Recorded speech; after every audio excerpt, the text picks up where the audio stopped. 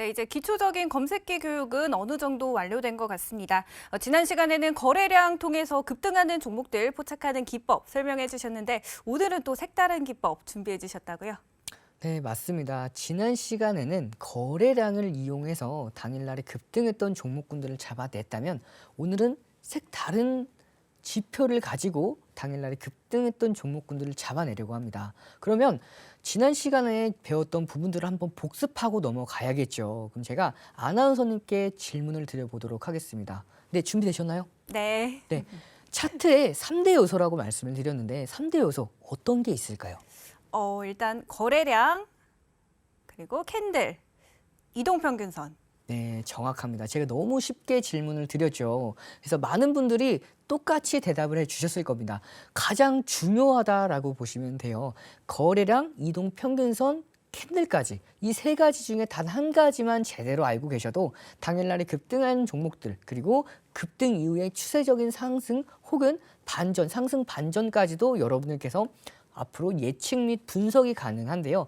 이번 시간에는 여러분들 이동평균선으로 공략을 할 건데 이동평균선으로 공략하기에 앞서서 지난 시간 안에 어떤 걸 배웠다고 말씀을 드렸죠? 맞습니다. 거래량을 이용해서 당일날에 급등했던 종목들을 잡아냈다라고 말씀을 드렸죠. 이 거래량 그럼 또 복습을 한번 해봐야 될 텐데요. 저 혼자 하면 재미가 없기 때문에 제가 아나운서님께 또 질문을 드려보도록 하겠습니다. 아나운서님 준비되셨나요? 네. 네, 거래량 지난 시간에 배웠었는데 이 거래량이 성질이 있습니다. 급등했던 종목군들을 포착하는 검색기, 그 검색기에 적응시켰던 내용 중에서 같은 시간 안에 거래량이 많이 터진 종목들 혹은 거래량이 적게 터진 게 어떤 부분이 더 많은 검색기에 대해서 포착된 강한 종목들을 포착해낼 수가 있을까요? 질문이 너무 쉬운데요, 전문가님. 대답해 주십시오. 단시간에 많은 거래량이 터질수록 더 강한 상승 종목들이 나오겠죠? 그렇죠. 같은 시간이면은 더 많은 거래량이 터졌을 때 더 강력한 종목들이 나오겠죠. 물론 종목이 하락하고 급락하고 있을 때 거래량이 많이 터진 경우도 있지만 대부분 일반적인 상황 속에서는 같은 시간대, 일반적인 상황 속에서 같은 기간 동안 안에 많은 거래량이 터지면 터질수록 더 강한 종목들이 나올 가능성이 굉장히 높다라고 보시면 돼요. 그러면 한 가지 더 복습하고 넘어가도록 하겠습니다. 준비되셨나요? 네. 네. 그러면 같은 시간이 아니라 같은 거래량이 있었을 때 시간이 짧은 시간인지 혹은 긴 시간일지에 따라서 급등하는 종목들이 좀 다르게 나올 텐데 어떤 게 짧은 시간이 더 급등하는 종목들이 나올까요? 아니면 더 긴 시간 안에 같은 거래량이 포착됐을 때 어떤 게 더 거래량이 많은 효율적인 거래량 안에서 더 급등하는 종목들이 많이 나올까요? 이것도 너무 쉽습니다. 짧은 시간 안에 많은 거래량이 터져야 효율적이겠죠? 네, 맞습니다. 앞선 대답과 두 번째 대답이 동일한데요. 저는 분명히 이제 같은 시간 안에 그러니까 같은 거래량 안에 짧은 시간인지 긴 시간인지 말씀을 드렸는데 종합해서 말씀을 해주셨어요. 그 포인트가 그겁니다. 거래량은요, 여러분들 딱 한 줄만 기억하시면 돼요. 짧은 시간 안에 많은 거래량이 터졌을 때 그때 더 강력한 종목들이 나올 가능성이 굉장히 높다라는 게 주요 포인트였습니다. 그러면 이번 시간에는 이동평균선에 대해서 배워볼 거예요. 그럼 이동평균선은 거래량보다 조금은 복잡한데 여러분들 제 설명을 드리면 모두 다 쉽게 이해가 가실 겁니다. 자, 지금 바로 보시면요. 이 이동평균선입니다. 차트 분석의 3대 요소 중 하나고요. 가장 기본적으로 사용되는 기술적 지표라고 보시면 되겠습니다. 그러면 이 일정 기간 동안 안에 가격, 종가의 평균을 이어 그린 선이라고 보시면 되는데 이 종가는요. 종가가 될 수가 있고 시가가 될 수 있고 고가 여러 가지 설정이 가능한데 대부분의 증권사는 모두 다 종가로 설정되어 있기 때문에 여러분들도 종가를 기준 잡고 설정을 하시면 되겠습니다. 그러면 이 이동평균선의 종류부터 한번 보도록 할게요. 굉장히 이쁘게 만들어 주셨는데 5일선, 10일선, 20일선, 60일선, 120일선까지가 기본 세팅 값입니다. 대부분의 여러분들께서 사용하시는 HTS 화면에서는 이 5가지가 기본 세팅 값으로 되어 있을 거고 제가 240일선을 하나 추가를 시켜놨어요. 그러면 이 각각의 이동평균선의 의미가 여러분들 왜 5일선일지 왜 11선일지, 왜 21선일지 잘 모르실 텐데 제가 이 부분은 이제 아나운서님이랑 의논이 되지 않은 부분이에요. 근데 제가 하나 질문을 드려보고 싶어서 갑작스럽게 질문을 한번 드려보도록 하겠습니다. 네, 5일선은 왜 5일선으로 기준을 잡았을지 혹시 알고 계실까요? 제가 모르실 것 같나요, 전문가님? 아, 궁금합니다. 주말이 빠졌기 때문 아닐까요? 네, 정확하게 잘 알고 계셨네요. 보시면 여러분들 일주일은 7일이죠. 그렇기 때문에 7일선 아닌가라고 생각을 하실 수가 있는데 7일 중에서 거래일은 5거래일이기 때문에 그래서 5일선을 기본 기준으로 사용하시는 분들이 굉장히 많고 그렇기 때문에 그 세팅값이 5일선이 기본으로 되어 있다고 보시면 돼요. 뿐만 아니라 5일선이 일주일이면 그러면 10일선은 2주일이겠죠. 그럼 20일선은요?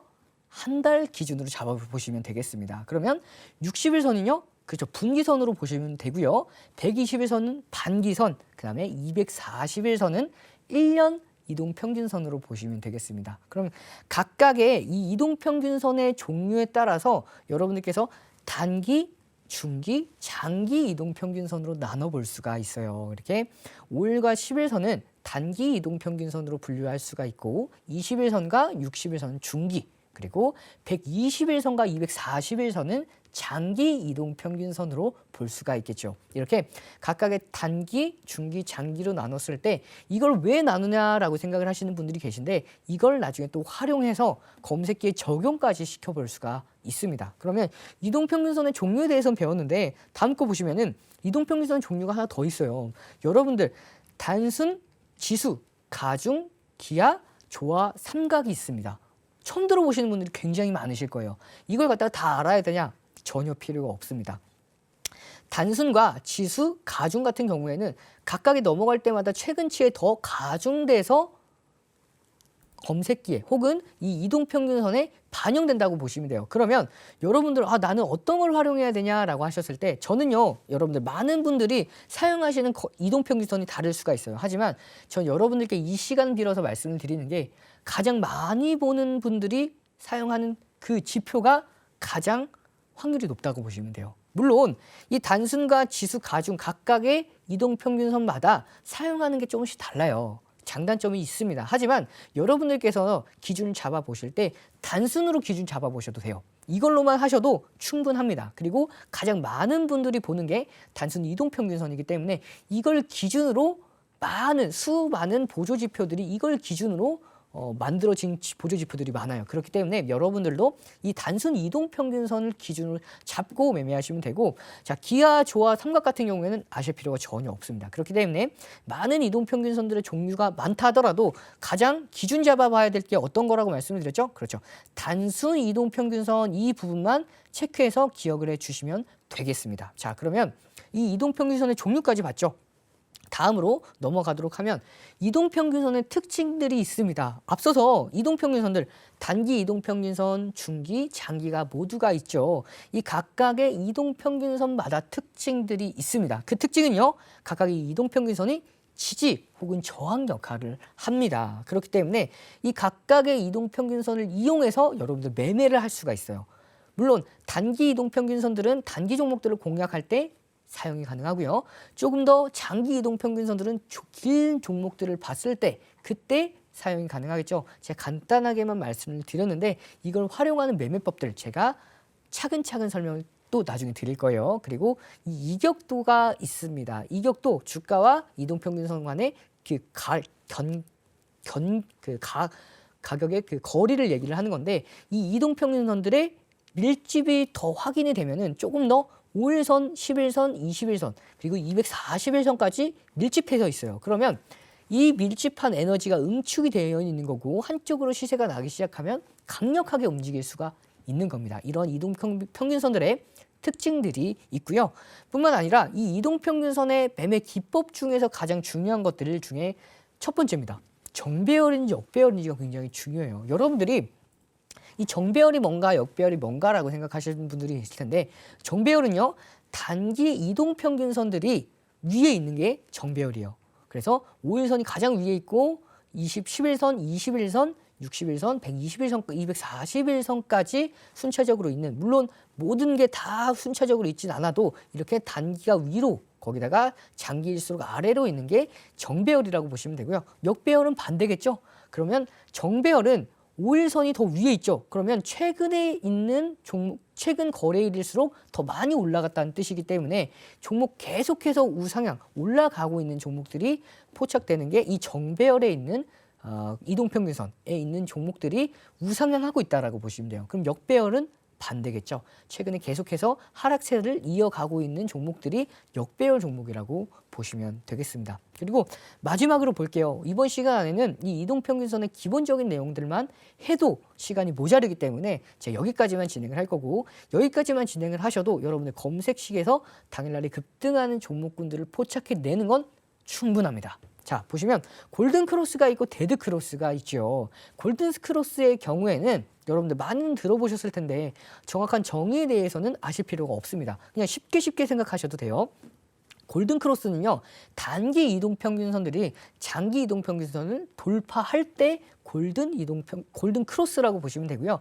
데드 크로스는 반대겠죠. 장기가 단기를 치고 넘어갈 때, 그리고 단기가 장기 이동평균선 아래로 떨어질 때, 그때 데드 크로스라고 보시면 되겠습니다. 그러면 여러분들께서 이런 화면들, 여러분 급등하는 종목들의 원리를 배우셨는데 이 이동평균선 정배열인지 역배열인지 그리고 골든 크로스만 가지고도 당일날에 급등했던 종목들을 포착해낼 수가 있습니다. 이렇게 원리들을 배워보셨는데 저는요, 한번 쉬고 여러분들 자세한 내용은 노란톡에서 제가 자세하게 조금 더 설명을 드릴 거예요. 이번 시간 안에는 짧게 시간 때문에 짧게 설명을 밖에 못 드렸는데 여러분들 노란톡에서 자세한 설명뿐만 아니라 급등하는 종목군들을 포착해내는 검색기까지, 그 도서 자료까지 모두 다 제공해 드리고 있으니까요. 참여하는 방법 한 번 더 확인하고 저는 조금 있다가 검색기 적용 원리까지 해서 다시 한번 교육해 드리도록 하겠습니다. 네, 좋습니다. 정리해보자면 골든 크로스 그리고 정배열인 상태에 주목해 보시라고 말씀 주셨고요. 말씀 주신 대로 더 자세한 내용은 노란톡에서 교육이 이루어집니다. 노란톡 입장하시는 방법 하단 자막의 QR코드 통해서 입장하시면 되겠고요. 저희 너튜브의 EBC 경제 채널 검색하셔서 댓글 남겨주시면 도서자료 추첨으로 제공해드리고 있으니까요. 노란톡 들어오셔서 도서자료까지 모두 받아가시면 되겠습니다. 자, 그렇다면 시간이 부족하니까 노란톡 입장 방법 빠르게 화면으로 만나보시죠.